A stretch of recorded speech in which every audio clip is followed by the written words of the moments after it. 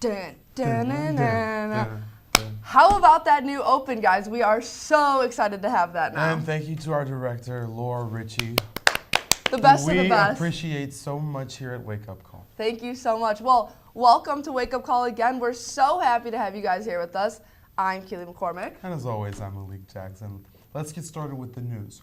We start off with an unbelievable expose released by the New York Times, which detailed years and years of sexual assault by Hollywood mogul Harvey Weinstein, who founded Miramax. Now, since the report has came out, many more women have came forward accusing Weinstein of such lewd acts. Now, he has released several statements defending his actions and as an old school of thought. That hasn't fared well in the public opinion. Weinstein has been fired from the company he helped founded, and many have came out to denounce him, even former Democratic candidate for president Hillary Clinton, who received millions from Mr. Weinstein. As more details emerge, we will be sure to provide them for you, and more details have emerged. Angelina Jolie and Gwyneth Paltrow both came out saying that Weinstein did, in fact, sexually assault them. And over a dozen wildfires have spread across Northern California for the third straight day in a row on Tuesday. It has left 15 people dead, and these fires forced 20,000 people to evacuate, and the start of the fires has not yet been determined. However, they are under investigation, and we will keep you updated with any further news on this. Alrighty, moving along. ESPN has decided to suspend anchor of their 6 o'clock sports center, Jamel Hill, after Hill came out and said Cowboys fans should boycott advertisers after the Dallas Cowboys owner said players would be benched if they kneeled for the anthem. This suspension follows tweets from Hill a month ago calling the president a white supremacist. Will was not reprehended for those comments. ESPN said in a statement that employees no such comments put on a bad face for them. All right, and that's all we have for the news right now, but a programming note next week that they decided to give us the week off. What's up with that? I don't know. We're doing too so good. good. The content, it's just so explosive. But you get a little more today before you can get rid of us. And when we come back, an interview with the soccer star and a little discussion and a tribute to a good friend of mine. We'll be right back. Have a nice day. You too.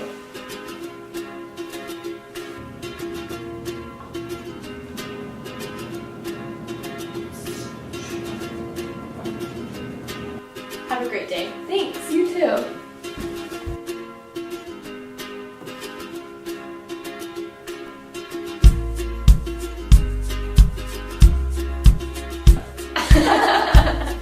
Make someone's day.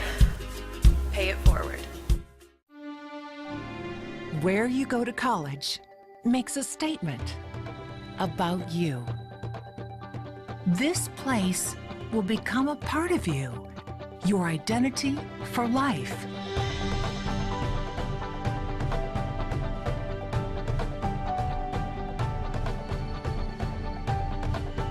The University of Kansas. A great place to be you. Welcome back to Wake Up Call. After a quick start knocking off defending national champs USC, things haven't gone as well, posting a season record of 6-6-2. Joining us to talk about this season and impending turnaround is women's starting defender Addisyn Merrick. Addisyn, thank you for joining us this morning. Welcome. Early. That's right. All right, well, to start off, can you take us back to that moment when you realized that you had just beat the defending champs?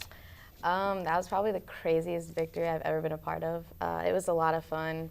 We all dogpiled each other and then ran into the locker room and everyone like ripped off their shirts and started like spraying water everywhere. It was so much fun. So did you feel like you won a championship? Yeah, that's what it felt like, yeah. Well, It was, after that game, we were all like, oh my gosh, like we're amazing. Like we can do everything, and then, yeah.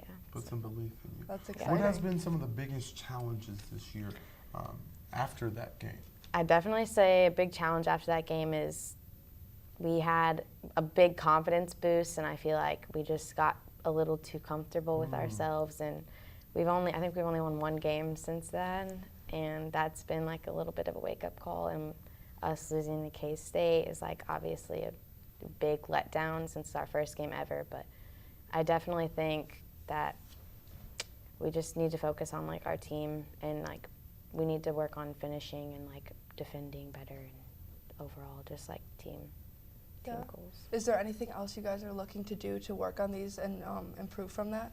Yeah, we've been watching a lot of film and just really concentrating on like what little mistakes that we do, because it's not like we make like big errors on the field, it's just like little things. So it's like we're focused on like working on the little things that will set us up to end up doing well, because we've had so many chances to score in all of our games. It's just working on the final ball and finishing. Yeah. And you mentioned your teammates earlier, so I know chemistry is really important in a team. Do you think that your team has a lot of chemistry?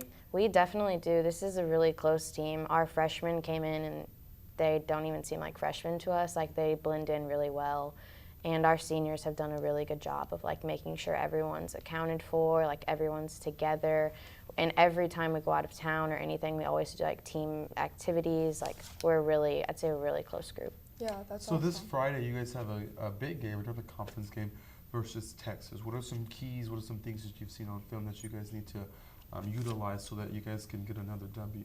Well, Texas is undefeated this year, so I think they've tied a couple games, but they haven't lost it, I don't think. So we're just really focused on not letting them put anything in the back of our net, like focused on just, our energy is what gets us through games. So our team always has like great mentality, and that's all we need going into this Friday. If we just have our heads up high, forget about last week, and just move forward, then I think that will be okay. So you think it's more important, more than the intangibles, running the field, being able to kick the ball, that you guys just have that belief that you guys can win? If we believe we can win, then we'll win. But if we just go out there and we kind of think we can, and we have all the skills to do it, then, anything is possible whenever we bring our energy. Like against USC, like we pressured their goalie, and that's why she ended up scoring on herself. So, that's pretty. Is there anything in particular that your team does to get this mentality going in the right direction? Usually if we have like a big game coming up, we'll be sitting in the locker room, and then like 15 minutes before game time, we'll just like start blaring music. And then everyone just starts dancing, and that's like what brings the energy up, and then we all go onto the field pumped up, and it's a good time. What's the typical song of choice? I'm thinking, Kodak Yellow. Yeah, we do some of that, yeah. I don't know the name of it. We have this one song, and it's like straight beat the whole time, and it's just like right before we go out, that's what we listen to. Like the hum that we played before. Yeah. A Basketball little bit games. like that, yeah. Addie had an interesting moment earlier this season. Addie, you want me to introduce it, or do you want to? You can introduce it. Addie had an own goal. Let's talk about it. I was running back on defense, and I didn't expect the ball to be coming at me that fast, and my body was facing the goal instead of the field, so I tapped it in our own goal. It was a really good goal, but wrong goal. And thank God it wasn't a deciding goal, that was the goal. It wasn't the deciding goal. It was already. That's okay. It happens to the best of us. We all score on our own team. Is there sometimes. anything else that you would like to add, talking about this turnaround that's certainly needed if we want to advance and possibly win a national championship?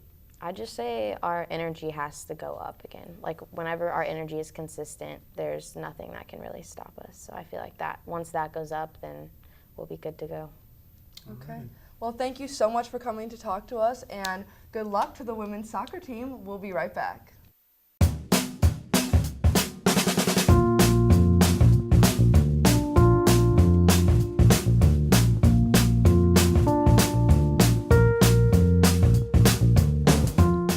Shop local in the heart of the city, you support the people that make our community thrive.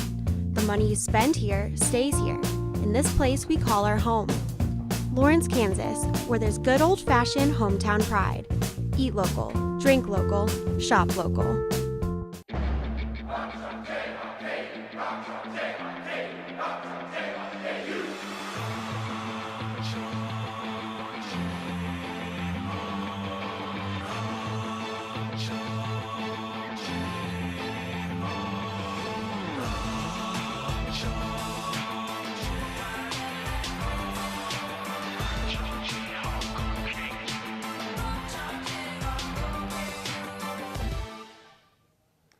Welcome back to Wake Up Call.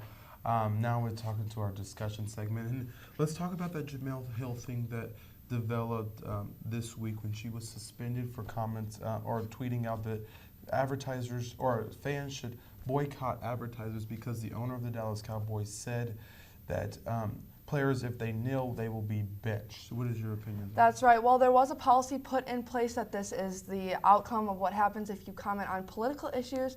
So the discussion is that this isn't political. What do you think on this, Malik? I think it's not political because the Dallas Cowboy owner is the owner of a football team. That's right. She's talking about football advertisers. Football is a sport. And we can move along, but I do want to read this tweet by Carrie Champion, who is her colleague at ESPN. And she says, compromise your integrity, compromise for comfort. Where can you speak or say how you feel, or is it about how you say it? So, that's right. You know, that's something, food for thought, certainly, when dealing with these type of issues and as they continue to move along. And it's something that's continuing to happen every day with a president that we have. And it's important to keep in mind, like, the freedom of speech. So she, I'm sure, was just trying to exercise her right of this, and then ended up with a suspension. Alrighty. Last night at the BET Hip Hop Awards, Eminem unleashed a 4.5-minute freestyle smackdown of Donald Trump called "The Storm." It had lines in it such as "a kamikaze that will probably cause a nuclear holocaust," or "when he attacks the NFL, so we focus on that instead of talking Puerto Rico or gun reform for Nevada, all these horrible tragedies, and he's bored and would rather cause a Twitter storm with the Packers." Eminem, I like Eminem. I've liked him in the past. I think some of his things are kind of dark, but I don't know. I think this is I think maybe he meant to make lighthearted of this, make it a joke, but I don't know. Eminem's a silly guy. And you know, it's as in the news business, it's where we try our best to stay objective. You know, but with President Trump, you know, we try our best, but with President Trump, when he goes out and he calls people that are, you know, protesting with the neo-Nazis, fine people, or when he attacks African Americans kneeling at the anthem for social injustices that we face African Americans for years and years and years, when he attacks things like that, basic institutions of the United States, when he attacks the media on a regular basis for no reason, it takes the objectivity. It's really hard to use that. And so as hard as we try to be objective, it's hard when you have a president who consistently goes low and goes beyond what he should. I agree with that, and I agree, I think politics right now, we're going into politics from Eminem, but politics right now I think are very messed up, and it is hard having Trump, who does do these things that we clearly all don't agree with, and we all think is just, we're like, Trump, what are you doing? Like for instance, the line that Eminem used in the song, Donald Trump was attacking NFL protests, which is a real issue, and they're protesting real problems. But there was a Category 4 hurricane that hit Puerto Rico, knocked out all of their electrical grid. But he's not working on that. He's tweeting about the NFL. Yeah. It makes you question what he's in the office for, the power or to help people. I agree. Well, on a more lighthearted, fun musical note, the iHeartRadio Music Festival Jingle Ball is back, and the lineup has been released. It consists of Liam Payne, Fifth Harmony, Camila Cabello, Fergie, Backstreet Boys, Kelly Clarkson, Cardi B, and Noah Cyrus. I'm super excited about this. I go to Jingle Bash with my mom and my sisters every year, and it's always been really fun. My favorite was definitely when Jason Derulo was there. Me and my sisters went nuts. But I'm actually really excited to see Noah Cyrus. I think that's going to be really interesting to see how she has followed Miley's footsteps. And they definitely have a very similar sound, but I'm really looking forward to seeing her live. You know, you guys have heard me talk about this several times on this show, but my love for Cardi B is just so unbelievable. She's amazing. She has one song, it's at the top of the charts. I mean, I really hope she's not a one-hit wonder, but definitely with her there, that should be something to watch. That's right. All right, back on to Trump once again. Of course. Our dear president. Donald Trump's first wife, Ivana. Wait, he's not causing the controversy? It's his ex-wife? Whoa. It is. Ivana Trump referred to herself as the First Lady in an interview Monday afternoon. The president's current wife, Melania Trump, has tried to steer clear of the tabloids and negativity, as she says. However, she fired back to this one. She said that Ivana's comment was attention-seeking and self-serving noise, which I personally, if I was married to the president, if that's where my life takes me one day, I am going to hope that his ex-wife or any other girl does not refer to herself as the First Lady. Well, let me tell you something. If my ex-wife ever becomes president and I was there when she became successful, you bet I'm going to take credit for her being the president of the United States. So, Ivana, I am with you. So, I am little with you different all the opinions way. on that one. No, I think it's semantics. It's pretty trivial. Who cares? Melania, what is she doing? Ivana, really, what are you doing? But hey, let's move right along. Michael Jordan is donating $7 million to open up 2 new medical clinics in Charlotte, North Carolina, and troubling communities. This is one of the largest gifts ever from Michael Jordan. In a statement, he said he hoped the clinics, quote unquote, will help provide a brighter and healthier future for the children and families they serve. Oh. That's the kind of news I like. I don't like to hear all this negativity about Trump and Eminem.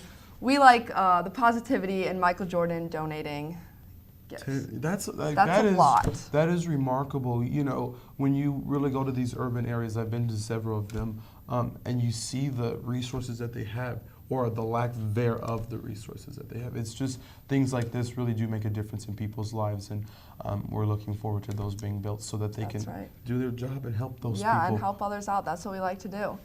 All right, and now for the positivity segment. Last week we added this segment where we asked you guys to send us an email of something positive you either did or saw, and we got a response from an anonymous student that volunteered at the nursing home and brought coffee to the woman that she was visiting with. We love hearing this positivity and encourage all of you guys to continue to send in positive things that happen to your life to wakeupcall@gmail.com. Because positivity is the best thing that we can use. That's right. When the world is troubled, when there's this, that, and the other, just a little smile on your face goes a long way. That's all you need. All right, well, to end off the show, this is a little tribute to a friend that I have. He passed away last week due to a drunk driving accident. A great guy with a smiling face was taken too soon. So on behalf of Wake Up Call, we want to remember and honor Nick Hansen's life. Keep his family in your thoughts and prayers, and we want to remind all of you to get home safe. As I always say, the good ones leave us soon. They definitely do. For Keelan McCormick, I'm Malik Jackson. That's it for Wake Up Call. We'll be right back here in 2 weeks.